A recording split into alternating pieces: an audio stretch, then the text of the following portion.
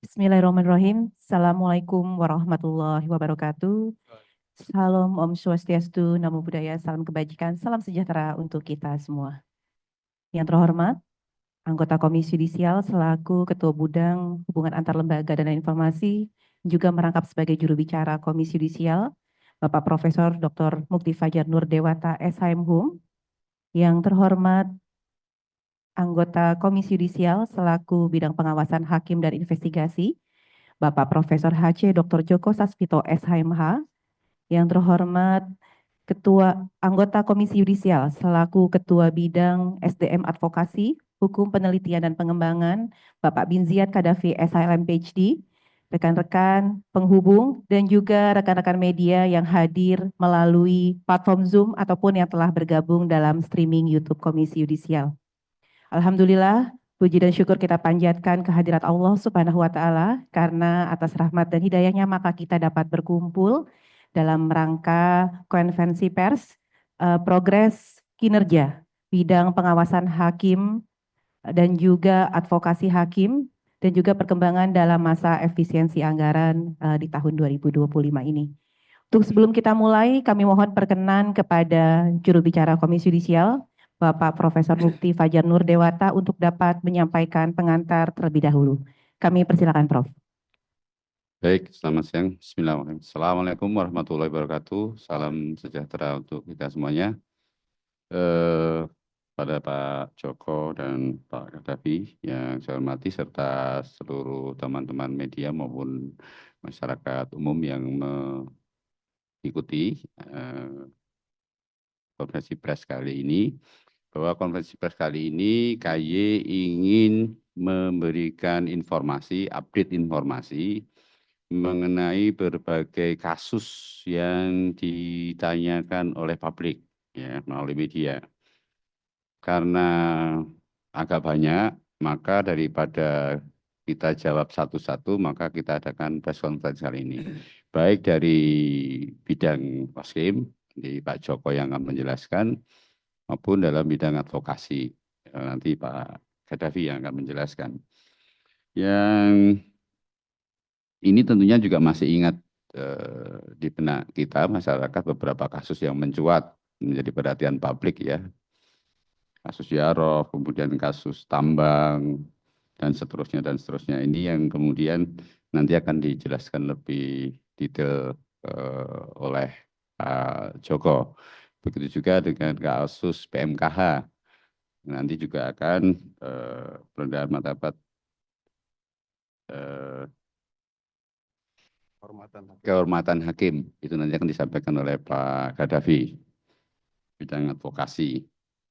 Nah, dari jumlah, kalau boleh saya sampaikan sedikit, tahun 2024 KY menerima 1.202 laporan dan 1.072 tembusan, serta 966 pemantauan persidangan. Artinya ada 3.000-an lebih yang ditangani KY. Dan pada Januari 2025, KY telah menerima 107 laporan, 75 tembusan, dan 87 permohonan pemantauan persidangan. Yang namanya memang sudah kita ketahui bersama, adanya efisiensi anggaran. Untuk sementara nanti penanganan laporan masyarakat ini akan belum bisa sepenuhnya dapat ditindaklanjuti sambil kita Komisi Yudisial menunggu anggaran tambahan dari pemerintah, di mana Komisi Yudisial telah melakukan komunikasi dengan pihak Kemenku dan DPR dalam RDP. Nah, semoga dari situ KY dapat penambahan dana agar dapat memberikan layanan yang optimal kepada masyarakat.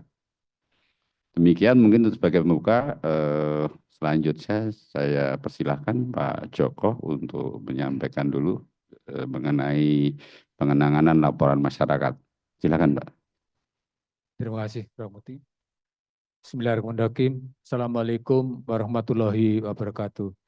Selamat siang dan salam sejahtera bagi kita semua. Yang terhormat Prof. Mukti selaku Jubir Komisi Yudisial, Pak Kadafi, dan terkhusus teman-teman media baik yang hadir langsung di Komisi Yudisial maupun yang via Zoom. Izinkanlah saya selaku Ketua Bidang Pengawasan Hakim dan Investigasi akan membacakan tentang penanganan laporan masyarakat termasuk pemantauan yang mendapat perhatian dari publik ya dan media. Sebagai bentuk akuntabilitas kinerja Komisi Yudisial, maka melalui konferensi pers ini, KY akan menyampaikan perkembangan penanganan laporan masyarakat yang menarik perhatian publik sebagai berikut.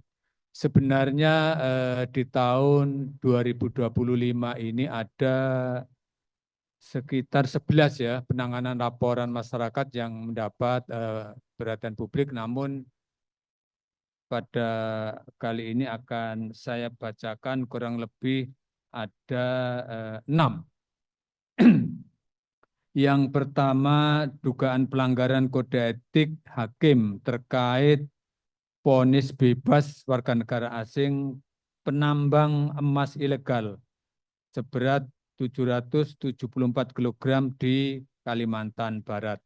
Terkait laporan ini masih dalam tahap penanganan pendahuluan berupa verifikasi dan analisis yang kemudian akan dibawa ke rapat konsultasi. Karena ini laporannya termasuk baru, jadi nanti akan dibawa ke forum konsultasi untuk ditentukan apakah ada dugaan pelanggaran kode etik atau tidak. Yang kedua, dalam kasus tindak pidana korupsi dalam pengelolaan tata niaga komoditas timah di wilayah izin usaha pertambangan atau IUP di PT Timah TBK tahun 2015 sampai tahun 2022 yang dilakukan terdakwa HM, bahwa terdakwa HM divonis Majelis Hakim PN Jakarta Pusat berupa 6 tahun dan 6 bulan penjara, denda 1 miliar subsidiar 6 bulan kurungan, serta membayar uang pengganti sebesar 210 miliar subsidiar 2 tahun penjara. Vonis ini lebih ringan daripada tuntutan jaksa penuntut umum. Untuk perkembangannya penanganan laporan, KY akan mengagendakan kembali pemeriksaan terhadap pelapor karena pelapor berhalangan hadir pada jadwal berikutnya. Artinya ini KY pernah memanggil kepada para pelapor namun ada halangan sehingga akan dijadwalkan untuk dipanggil ulang. Yang ketiga tentang laporan Majelis Kasasi terdakwa GRT. Perkembangan penanganan laporan ini masih dalam tahap pemeriksaan saksi-saksi sambil memantau jalannya sidang terhadap beberapa terdakwa yang tertangkap tangan oleh Kejaksaan Agung, antara lain Majelis Hakim Pengadilan Negeri Surabaya, terdakwa atas nama JR, LR. KY juga telah melakukan pemanggilan terhadap saksi-saksi dari Mahkamah Agung tetapi tidak hadir. Sebagai tindak lanjut, KY telah menjadwalkan kembali untuk memeriksa saksi-saksi tambahan pada pertengahan bulan Februari 2025 mendatang agar dapat diperoleh tambahan bukti. Yang keempat, kasus 4 anak berhadapan dengan hukum. Korban salah tangkap di Tasikmalaya. KY telah selesai melakukan analisis dan ditindaklanjuti dengan melakukan pemeriksaan pihak-pihak terkait. Selanjutnya KY akan melakukan pemeriksaan terhadap pihak-pihak yang terkait. 5. Kasus salah eksekusi lahan di Tambun oleh PN Cikarang dan hilangnya putusan Ekords di PN Cikarang. Untuk kasus salah eksekusi lahan di Tambun, laporan ditindaklanjuti dengan meminta kelengkapan dan keterangan pelapor dan saksi. Sementara untuk hilangnya putusan Ekord PN Cikarang, KY akan melakukan pemeriksaan terhadap terlapor. Yang terakhir, yang keenam, dalam kasus suap konsinyasi pembangunan jalan tol Cisumdawu. Saya ulangi, Cisumdawu. KY akan meneruskan penanganan berupa pemeriksaan kepada pihak-pihak terkait. Berikutnya tentang tugas KY untuk melakukan pemantauan. Sebenarnya yang sedang dan akan dilakukan pemantauan ada 9 berkas, namun yang perlu dipantau karena menarik perhatian publik dan media ada beberapa, akan saya bacakan sebagai berikut. Selain menerima laporan dugaan pelanggaran kode etik dan pedoman perilaku hakim, KY juga diberikan tugas untuk melakukan pemantauan persidangan sebagai langkah pencegahan hakim melanggar kode etik dan pedoman perilaku hakim. Misalnya kasus suap Majelis Hakim PN Surabaya yang menangani perkara terdakwa GRT dan terdakwa ZR. Selain itu juga persidangan pra-peradilan Sekjen PDIP. Selain itu juga pelecehan seksual yang melibatkan penyandang disabilitas sebagai terdakwa di PN Mataram dan lain sebagainya. Tadi kan saya sebut ada 9 sebenarnya. Yang terakhir, KY juga telah menjadwalkan pemantauan dalam kasus penembakan penembakan bos rental dan kasus pencemaran nama baik yang melibatkan 2 advokat di Jakarta Utara. Demikianlah setelah saya bacakan tugas-tugas penanganan laporan masyarakat dan pemantauan yang akan dan sedang kita pantau. Demikian, terima kasih. Akhirul kalam, Assalamualaikum warahmatullahi wabarakatuh. Waalaikumsalam. Terima kasih Pak Joko untuk tanya jawab nanti setelah Pak Binjat Kadafi. Silakan Pak Binjat. Baik, terima kasih Prof. Mukti dan Prof. HC Joko Sasmito. Assalamualaikum warahmatullahi wabarakatuh. Salam sejahtera bagi kita semua. Yang saya hormati dan saya banggakan teman-teman media, cetak maupun elektronik, baik yang hadir langsung maupun yang mengikuti acara ini secara Zoom. Hari ini agenda kita memang untuk membahas kinerja ya dari berbagai bidang di Komisi Yudisial. Dalam hal ini saya akan mengulas bidang advokasi hakim yang merupakan bidang yang saya ampu. Selain juga kita akan membicarakan soal dampak ya dari efisiensi anggaran yang tengah dihadapi KY dan saya rasa dihadapi juga oleh berbagai lembaga maupun kementerian.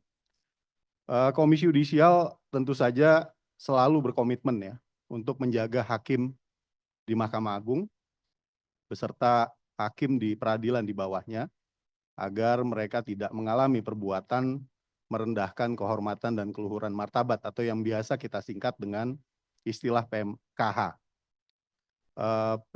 Tugas untuk melakukan advokasi hakim dari potensi terjadinya PMKH ini didasarkan pada pasal 20 ayat 1 huruf E dari Undang-Undang Nomor 18 Tahun 2011 tentang Komisi Yudisial yang kemudian diturunkan dalam Peraturan KY Nomor 8 Tahun 2013 tentang advokasi hakim.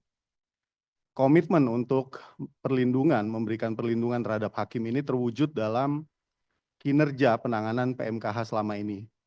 Sejak tugas advokasi hakim secara efektif dilaksanakan oleh Komisi Yudisial pada 2015 hingga tanggal ini, Februari 2025, jadi sudah 10 tahun ya, ada sejumlah 143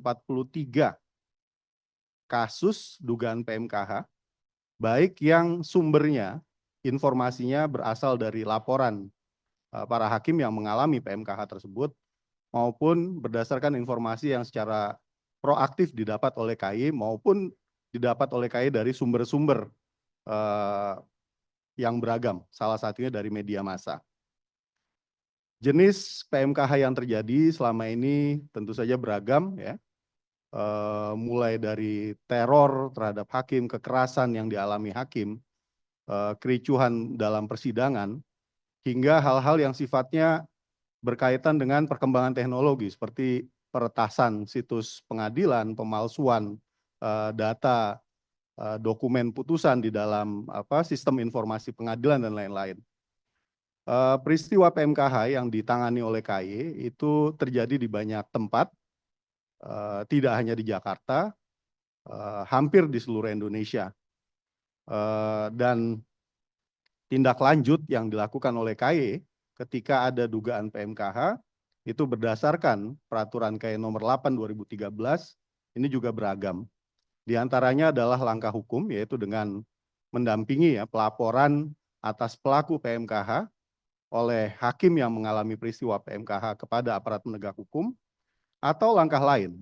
Dan terutama yang paling banyak dilakukan oleh KAY, langkah lainnya adalah berupa koordinasi dengan aparat penegak hukum maupun aparat keamanan, serta pengadilan tempat dugaan PMKH terjadi guna mengetatkan sistem pengamanan persidangan maupun pengadilannya. Kemudian di samping upaya penindakan atau tindak lanjut terhadap dugaan PMKH, ada beberapa langkah preventif yang dijalankan oleh KAY. Biasanya dulu KAY melakukan kegiatan untuk berkoordinasi secara erat dengan komunitas hukum, tidak hanya para hakim di pengadilan di suatu daerah, tetapi juga dengan aparat penegak hukum, dengan komunitas hukum termasuk kalangan advokat. Ketika ada dugaan PMKH yang terjadi di daerah tertentu. Ini tentu saja kita berharap bisa dilakukan karena faktanya kegiatan semacam ini kemudian membantu mensosialisasikan tentang pentingnya pemuliaan profesi hakim dan pada akhirnya dapat mencegah terjadinya perbuatan PMKH. Kemudian kegiatan preventif yang lain adalah melakukan sosialisasi terutama kepada mahasiswa hukum, perguruan tinggi, berbagai fakultas hukum, dan ini ternyata terbukti dari waktu ke waktu ada ratusan mahasiswa hukum yang kita didik, kita latih, kita sadarkan mengenai pentingnya memuliakan hakim dan pengadilan, dan pada gilirannya untuk mengedepankan kode etik dan pedoman perilaku dalam berperilaku sehari-hari. Tidak sedikit alumni dari program tersebut yang kemudian menjadi hakim yang baik di masa depannya. Lalu kita juga melakukan beberapa kali podcast ya untuk mensosialisasikan pentingnya pemuliaan profesi hakim dan pengadilan dari pendekatan atau kacamata agama.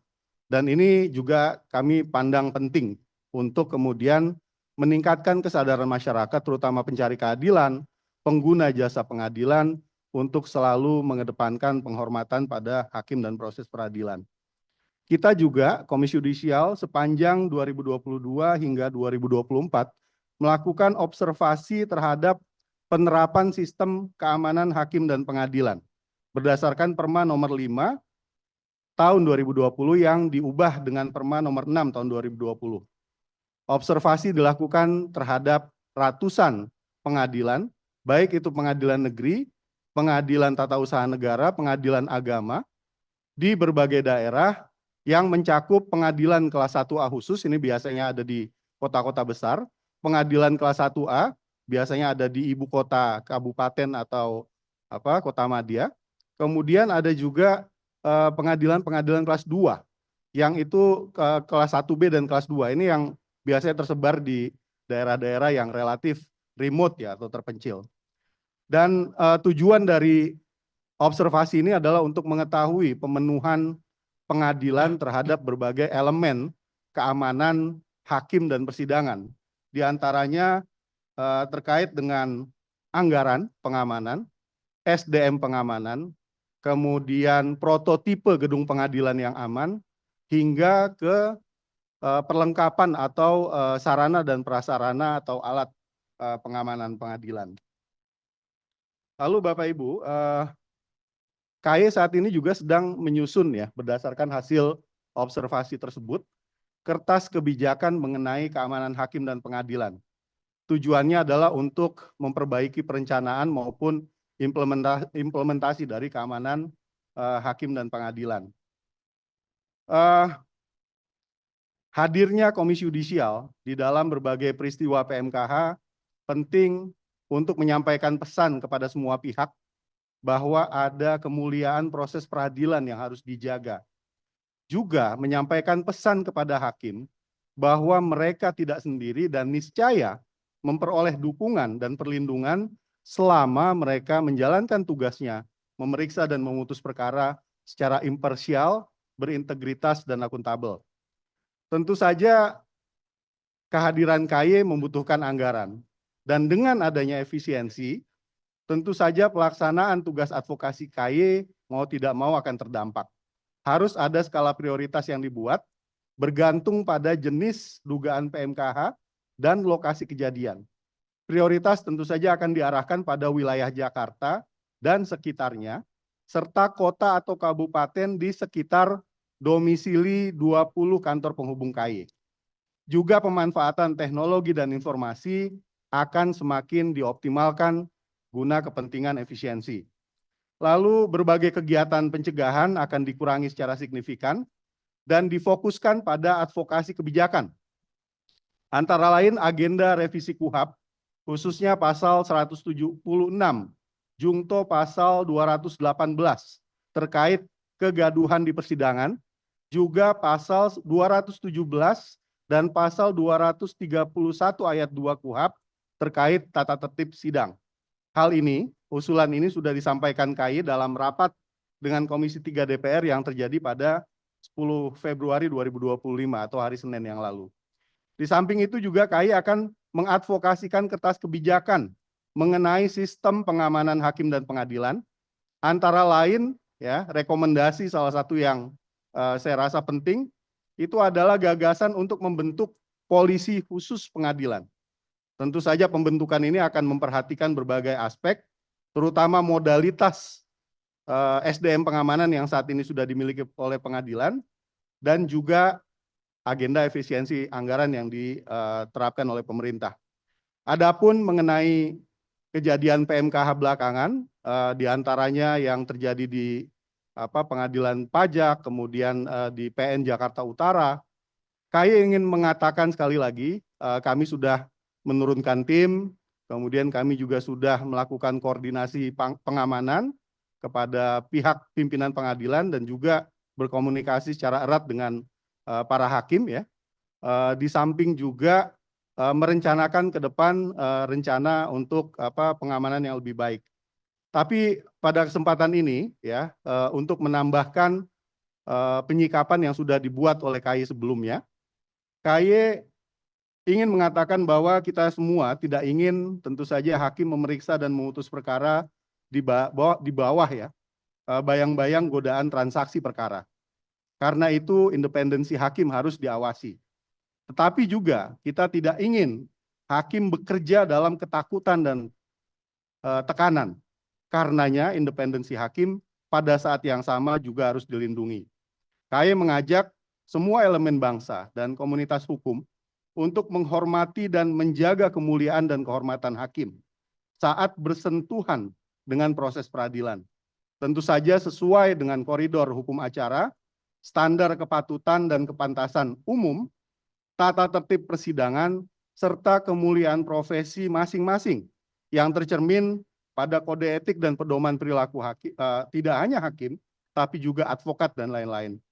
Lalu KY juga berpendapat bahwa penghormatan dan pemuliaan terhadap hakim dan proses peradilan itu harus kita berikan tanpa mengurangi daya kritis dan kontrol publik, juga pencari keadilan pada integritas perilaku hakim dan prinsip-prinsip peradilan yang baik.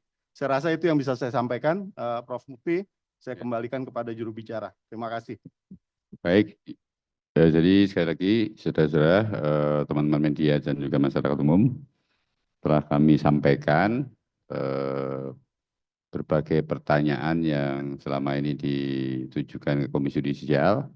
Mungkin nanti bisa di-grouping ya, mana yang menjadi perhatian saudara-saudara, kasus yang mana itu bisa dipilah-pilah. Tapi secara umum KY sudah menyampaikan semua hal yang berkaitan dengan perkembangan penanganan laporan masyarakat maupun advokasi hakim. Saya kira demikian konferensi pers yang kali ini. Untuk saya tutup dulu. Assalamualaikum warahmatullahi wabarakatuh. Waalaikumsalam. Satu lagi, sebelum kita akhiri ya rekan-rekan media, ini terkait dari peristiwa kericuhan ataupun kegaduhan di PN Jakarta Utara, di mana sudah ada laporan yang masuk. Bagaimana KY menanggapi ataupun merespon terhadap laporan tersebut, termasuk dari sisi pengawasan dan sisi advokasi hakim? Mungkin Pak Kadafi terlebih dahulu, kami persilakan Pak Kadafi. Ya, baik. Terima kasih. Jadi memang kalau dilihat dari kronologinya ya, dugaan PMKH di PN Jakarta Utara ya, berupa kericuhan dan kegaduhan di sidang pengadilan, itu terjadi pada hari Kamis, tanggal 6 Februari 2025. Dan esok harinya, KY segera menurunkan tim ya untuk mencari berbagai informasi dan keterangan, juga berkoordinasi dengan aparat keamanan, dalam hal ini Polres Jakarta Utara, serta pimpinan pengadilan ya, dan terutama juga berkomunikasi dengan majelis hakim yang mengalami dugaan PMKH tersebut begitu. Kecepatan untuk KY turun itu penting sekali karena seperti yang tadi saya sampaikan, hakim perlu diberi pesan gitu ya bahwa mereka tidak sendirian, mereka memang berhak untuk dilindungi, independensi mereka harus diawasi, tetapi pada saat yang bersamaan juga harus dijaga begitu. Dan KY selain punya tugas untuk mengawasi hakim, juga memiliki tugas untuk melakukan advokasi berdasarkan pasal 20 ayat 1 huruf E. Lalu pada saat itu kami mendengar informasi dari Majelis Hakim dan pimpinan Pengadilan Jakarta Utara bahwa akan ada proses pelaporan kepada Mahkamah Agung, pimpinan Mahkamah Agung untuk memberikan gambaran yang utuh mengenai kejadian tersebut pada hari Senin, 10 Februari 2025. Sejak saat itu KY memantau terus dan sebenarnya sejak tanggal 8 Februari KY sudah secara resmi mengeluarkan rilis ya kepada media mengenai penyikapan resmi kelembagaan KY terhadap kejadian tersebut. Dan setahu saya mungkin nanti bisa diklarifikasi oleh Pak Joko selaku Kabid Pengawasan, memang pihak RAN ya, RAN beserta kuasa hukumnya itu menyampaikan laporan terhadap hakim pada saat yang sama begitu pada hari Senin 10 Februari 2025 ke KY dengan beberapa dugaan ya yang diarahkan kepada majelis hakim terkait pelanggaran kode etik dan pedoman perilaku hakim. Saya rasa semua proses tersebut ya baik turunnya KY untuk kepentingan advokasi hakim maupun penerimaan laporan masyarakat dalam hal ini laporan dari pihak RAM ya, dugaan pelanggaran kode etik hakim akan proses secara KY secara fair ya dan dengan baik begitu. Cuma yang jelas untuk kepentingan advokasi ke depan ya di sidang-sidang berikutnya KY akan berkoordinasi lebih erat dengan Polres Jakarta Utara serta pimpinan Pengadilan Pengadilan Negeri Jakarta Utara agar bisa mengantisipasi ya proses pengamanannya sehingga kejadian serupa itu tidak terjadi gitu yang kemudian ya, membuat gaduh di persidangan dan pada akhirnya juga menjadi sorotan publik. Dan saya dengar juga teman-teman dari pemantauan hakim di bawah koordinasi Prof. Joko itu juga akan melakukan pemantauan terhadap proses persidangan. Saya rasa itu yang bisa saya sampaikan. Terima kasih. Ya, saya kira cukup ya, teman-teman media. Izin Untuk selanjutnya monggo Pak. nanti kalau mau ini ada rilisnya juga.